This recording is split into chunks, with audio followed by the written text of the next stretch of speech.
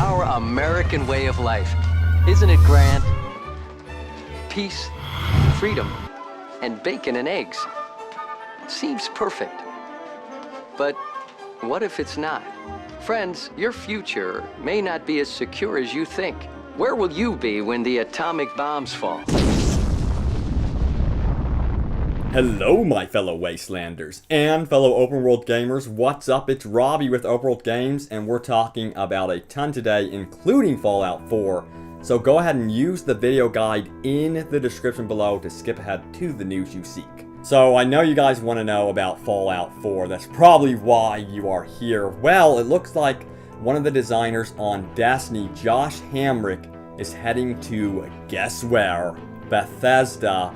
And his expertise is the online portion of games. He helped out with Destiny, and he also apparently helped out with Halo Reach. So what would he bring to the table for a Fallout game? Well, you know, Bethesda previously has asked their users, hey, what do you guys want from a future Fallout game? Do you want it to be mostly single player? Do you want it to be co-op? Or do you want it to be multiplayer? Of course, you know, given Bethesda's history, they are interested in the online arena, given that they did release Elder Scrolls Online, which, of course, was not well received.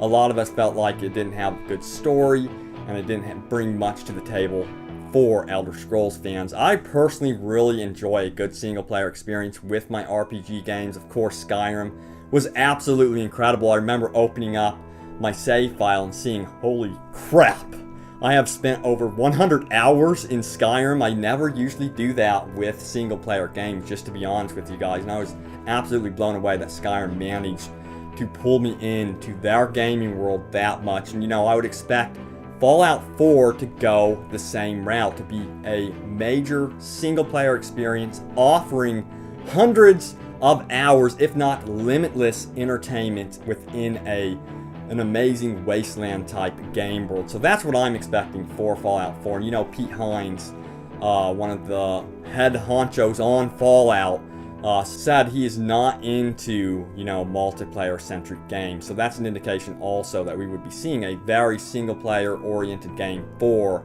Fallout 4. Of course, now, where does this designer from Destiny fit into the Fallout equation? Well, I do believe that Bethesda is still very interested overall as a company at bringing us good online games. So I think that they really want to make a Fallout Online. I think that's what he would be used for. You know, we're talking about 2 to 3 years down the road, a project that's not even in development. Of course, he could be helping out with Elder Scrolls Online or something like that, giving more stability to servers, learning there and teaching that team how to transition over into a Fallout Online game. That's possible, but I really would expect Fallout 4 to be a single-player experience. But guys, please do let me know, what do you want to see? Do you want Fallout 4 to be a single-player only experience, or do you want it to be multiplayer experience as well?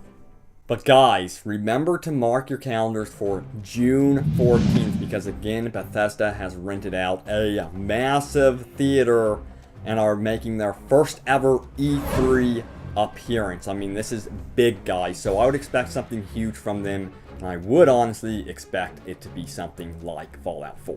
So I've noticed a lot of you have been asking, where is Watch Dogs 2? Well, creative director Jonathan Morin has actually had some comments about this. He says that he wants Watch Dogs 2 to take risks. He's in the business of taking risks, and he compared, you know, Watch Dogs, the first one, of course, to Assassin's Creed 1. They really built up the base game, you know. It had a lot of looping in terms of the gameplay mechanics. It got sort of repetitive because of that, but now they feel like they have a really good formula to build on and to really make Watch Dogs something extremely special with Watch Dogs 2. Now, one way to do this was to have players drive the story, not to tell the story with writers and cinematics and stuff like that, but he really wants the story and narrative to be controlled by players. So perhaps this means that by hacking and influencing characters within the game world, you can actually start propelling a story forward. You know, for example, you cause a traffic accident to unfold. You make someone angry, they go and they have a very bad day at work, they get pushed over the edge, and then they end up robbing a store. Perhaps this is what he's talking about, creating a truly dynamic living world. I mean, can you imagine, ciphering out a little bit of money at a time over an extended period of time throughout your game time? No one notices, and you actually influence the economy in that way. Perhaps you could do this to other gamers' worlds as well, but I'm hoping that they add stuff like this to Watch Dogs 2, where you are doing stuff that influences the game world through hacking on a wider level. That would be very cool. But it seems like also choice and consequence could be playing a big role in Watch Dogs 2, which would be huge. I really do hope that they really tap into the fact that their game got really repetitive, and a lot of people really do not like Aiden Pierce. He was the really weak part of the story, I really do think. But he went on to say that players love the idea of other players who create an alternate reality in their games, and knowing that now opens up a lot of new possibilities of what online can do. So it sounds like tapping into CTOS, the operating system which controls the city, is going to be even a bigger deal this time around. Perhaps multiple players will be able to invade your game and influence it in different ways beyond what we experienced in Watch Dogs 1. I really found like the invasions to be sort of, 1 versus 1 instead of the city versus the player, which was something I was expecting from Watch Dogs 1. I'm hoping that it's more of, the city feels like it has come alive and is really trying to take down the player, and, another player is invading your game world in that manner. So that's what I'm hoping for Watch Dogs 2. It'd be so much fun if they added the addition of drop-in and drop-out co-op within single player and all the other modes. Of course, I would love to see progression carrying from co-op to PvP and really staying the same throughout the entire experience. So as always, it is time for your top comments. Be sure to leave your comment or question down below because it may end up in the video. It may indeed. Now here's one from Evan Ohm. He brings up a really good point. He goes on to say, will people stop asking for Bethesda games to make co-op and multiplayer? Their games just don't work that way. The balance issues would be tremendous, and it got a lot of upvotes, 20 upvotes in fact. But man oh man, isn't that a really good point? When you take a game like Fallout 3 even and try to transition it over to being online, yes, I would imagine you would get major balance issues, and it would be a pain in the ass to develop for. You'd have to consider what would happen if a level 10 player joined in with a level 20 player, and then, oh boy, here comes a level 30 player in the mix. What in the world do you do with the game world? How would you balance that with the enemy? So you really couldn't balance it 100%. Borderlands and Borderlands 2 tried this. They usually tried to mid-level out, I guess you would say, the enemy. So if you had a level 10 dude in the match and then level 15 guy, the enemies would be probably 12, 13. But a lot of people complain about this. It doesn't feel like a genuine RPG anymore, and then there's disadvantages and advantages to this. But I do understand your worry, and that's one of the reasons why I think that Fallout 4 is definitely going to be a single player only experience. The dev time required to balance out the addition of co-op is just incredible. So I don't think they're going to mess with it. I think they're going to stay with what they know best, which is great narrative within an open world.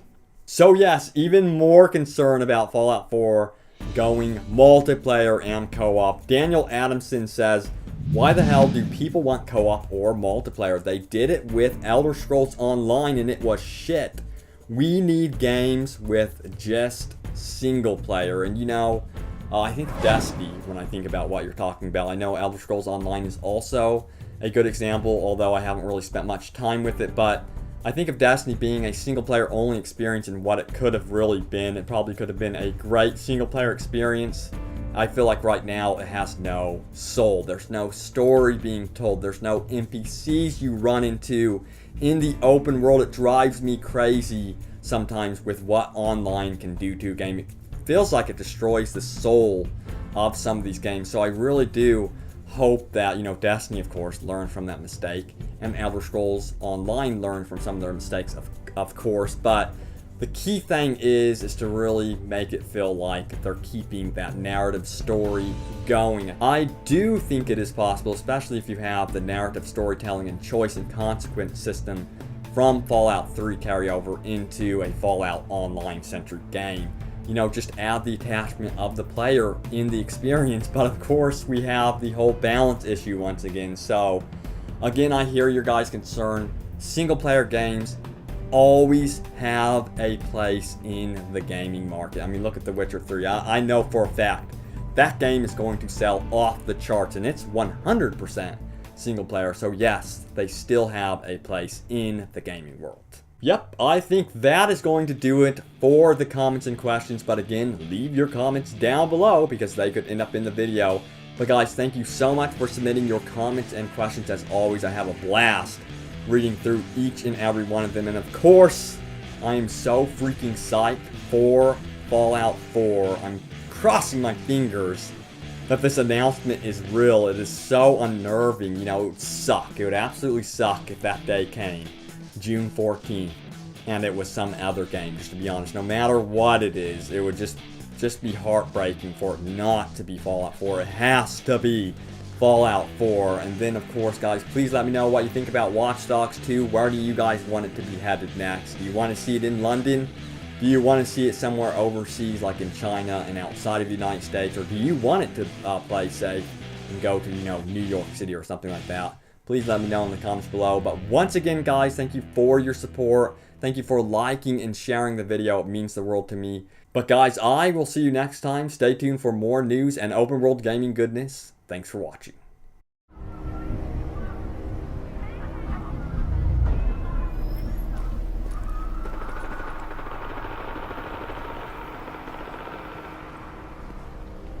Alright, the store was empty. I heard that gunfire. Nick, check your map, see if there's anything in the area.